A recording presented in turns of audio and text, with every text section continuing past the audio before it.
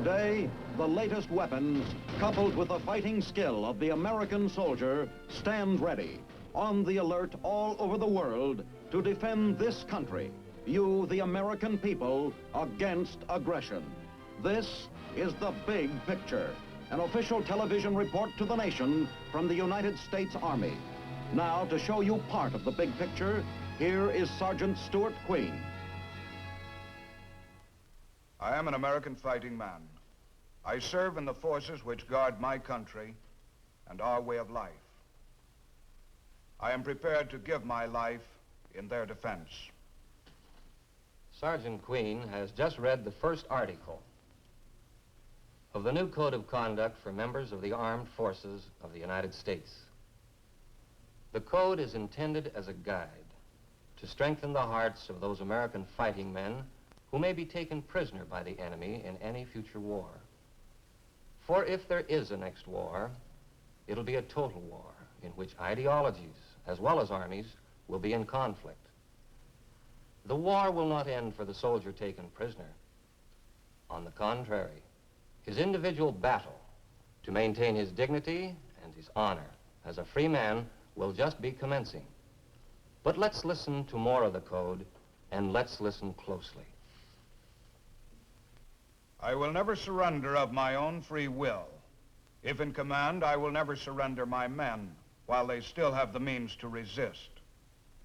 If I am captured, I will continue to resist by all means available. I will make every effort to escape and aid others to escape. I will accept neither parole nor special favors from the enemy. If I become a prisoner of war, I will keep faith with my fellow prisoners. I will give no information or take part in any action which might be harmful to my comrades. If I am senior, I will take command. If not, I will obey the lawful orders of those appointed over me and will back them up in every way. When questioned, should I become a prisoner of war, I am bound to give only name, rank, service number, and date of birth. I will evade answering further questions to the utmost of my ability. I will make no oral or written statements disloyal to my country and its allies, or harmful to their cause. Today, the big picture presents a unique experience. Escape from within an enemy prisoner of war camp. The scenes are recreated, but based on actual experiences.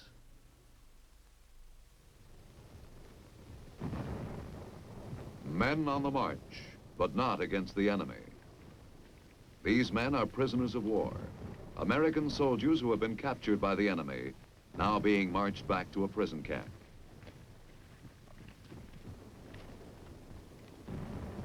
Not a pretty picture, not a pleasant subject to think about, but still our men do get captured through no fault of their own, in spite of all they can do to prevent it. And when they are captured, they end up in places like this, a prison camp, deep within enemy territory. Miles from nowhere, feeling lonely, depressed, and useless. Useless to themselves and to anyone else. But even when a man is captured, he needn't always end up here. And once he is here, he needn't always stay. Take Sergeant James J. Anderson, for instance. He's had opportunities to escape, some of them very good ones. But here he is. Why? Part of the reason is psychological. When a man is captured, he is usually in a state of shock. His fortunes have changed so rapidly that his mind cannot make the adjustment.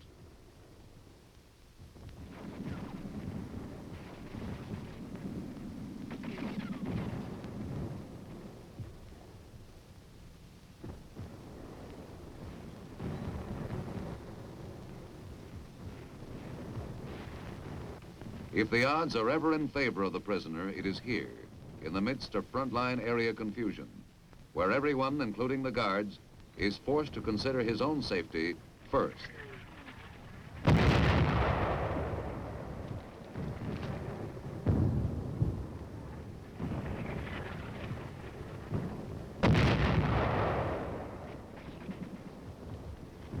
This is it, a tailor-made chance for escape. The man who is on his toes is ready to grab the first opportunity. The sooner the better. There may not be another as good for a long time.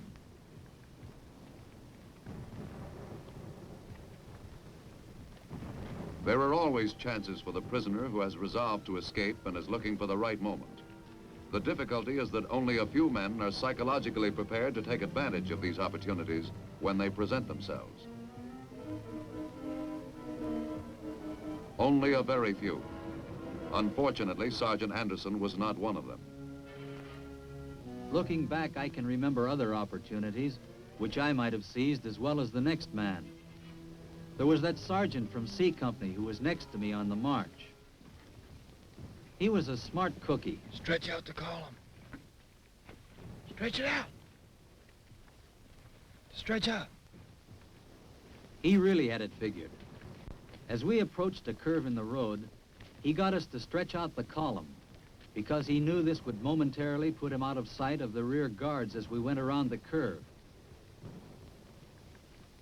When the time came, he knew what to do. He was never missed. Sometimes it's hard to remember how long I've been here. Those guys that made their escape, they must be back in the States by now, eating steak and ice cream and sleeping in beds with clean white sheets. Well, this is hardly a place I'd choose for a vacation.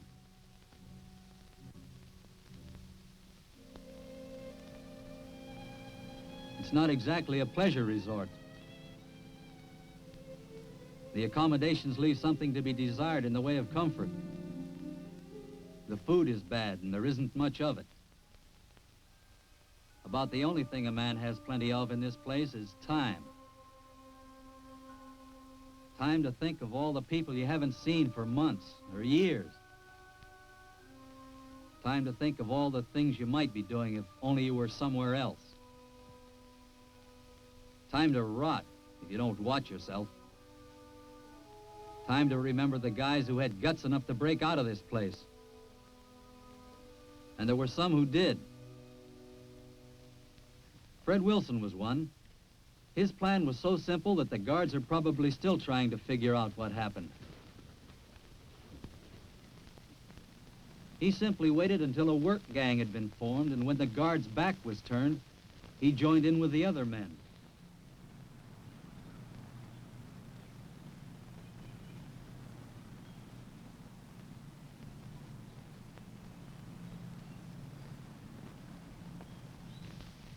In that way, he was able to get outside the gates without being listed on the roster.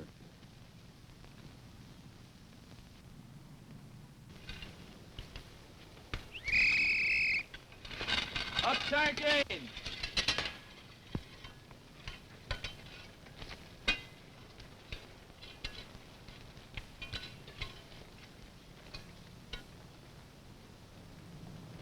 Right. Here. Adams. Kolosky. Here. Smith. Here. Abrams. Here. Green. Here. White. Here. Williams. Here. Addy. Here. Swede. It was customary for a roll call and a head count to be taken by the guards at the end of a day's work. When each man on the list was accounted for, they were ready to march the detail back to the PW compound for the night. Roarette. Boss Brooks.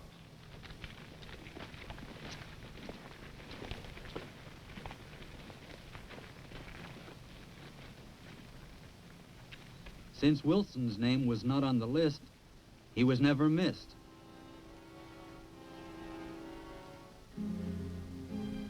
Then there were the surveyors. That's the name everybody remembers those three fellows by. They really had a lot of guts and even more imagination. Somehow they managed to get a hold of an engineer's tape, a sledge, and some wooden stakes. With these, they set to work measuring out a center line for a road.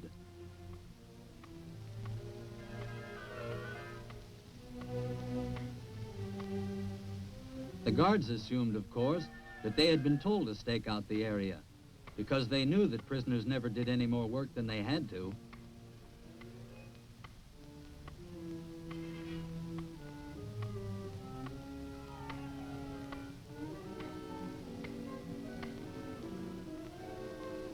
A fantastic plan, maybe, but it seemed to be going well while they were still inside the compound.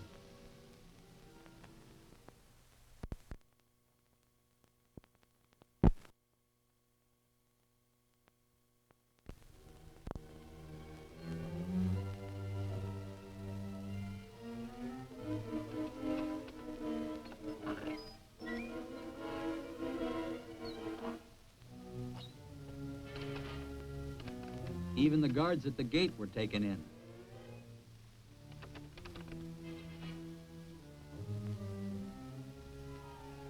There was one, however, who did seem a little suspicious. That was their most anxious moment. But by keeping their heads and not getting rattled, they were able to keep right on going.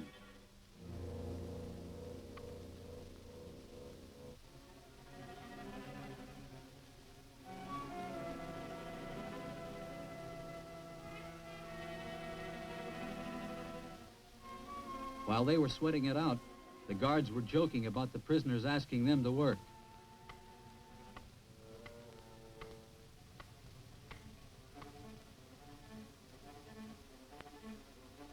But it was no joke to the guards later, when they began to realize what had really happened.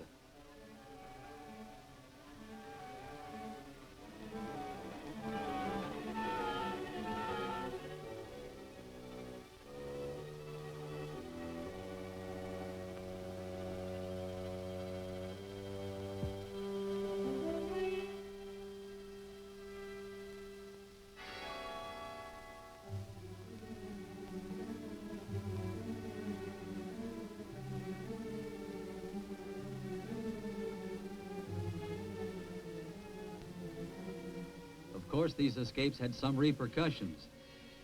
Yakut!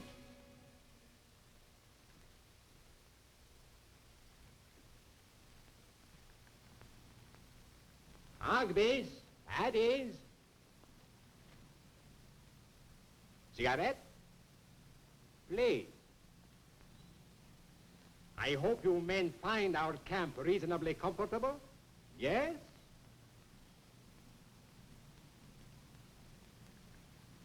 Yes? No. Step forward, please.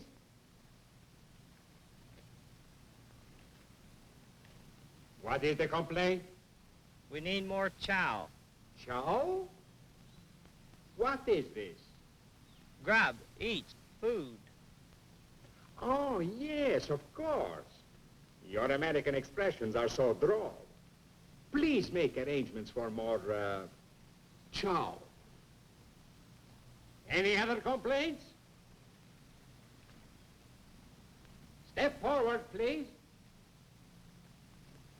I need a new pair of shoes, sir. Oh, yes. I'm sure we can do something about that. His name, please.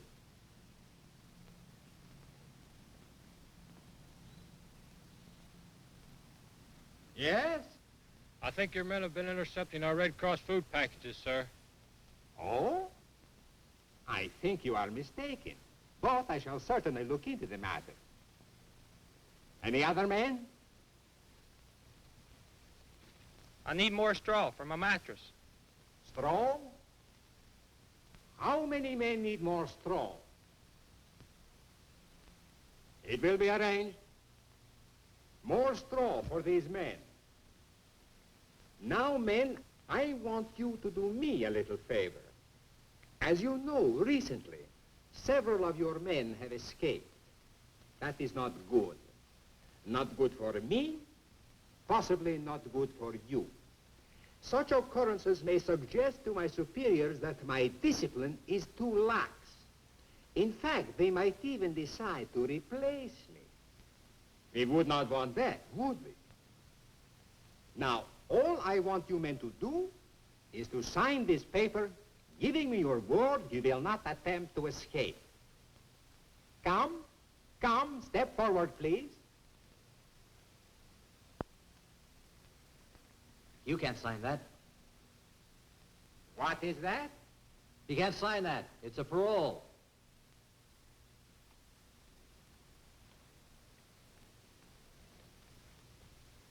And why can't he sign it? It's against our regulations. But you happen to be under our regulations now. That doesn't matter, sir. You can't force a man to do something that's against the regulations of his own country. Is that so? Not legally. Not according to the Geneva Convention. Oh, yes. The Geneva Convention. Very well. If that is how you choose to repay my kindness, you shall have to try other measures. These men who complained, you have their names? Yeah, Cruton. Place them in solitary confinement for 7 days. The charge, insubordination. Oh, yes, and include the sergeant who quotes the Geneva Convention. As for the others, put them on bread and water for 3 days. It so happens, Sergeant, we are not at Geneva.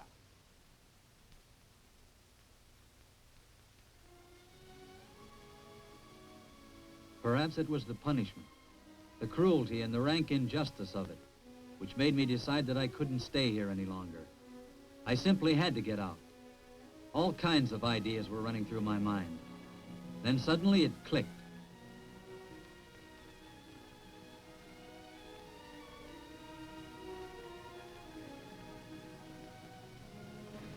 That's it. A ladder.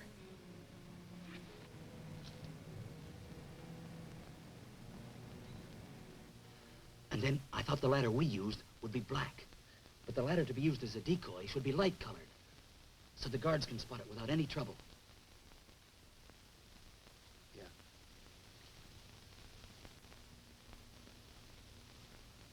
Say, I think I can get one ladder from the tool house.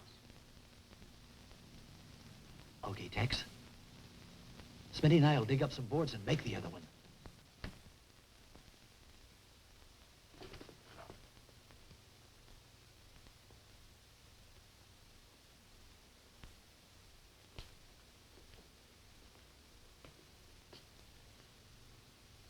See this? What is it? A key to the tool house. And there's a light-colored ladder there. Tex, you're a wizard.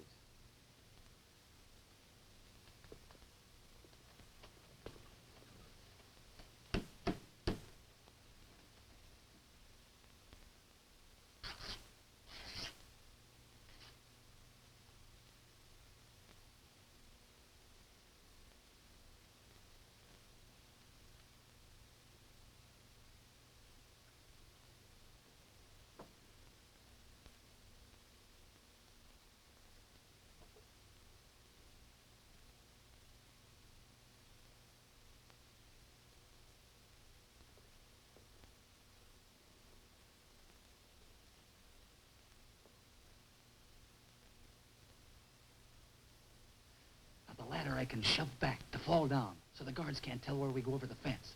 But what are we going to do with that plank? I've got that figured. We'll tie a rope to the far end and pull it from the other side when we get out. Yeah, that'll get rid of it. That'll work fine.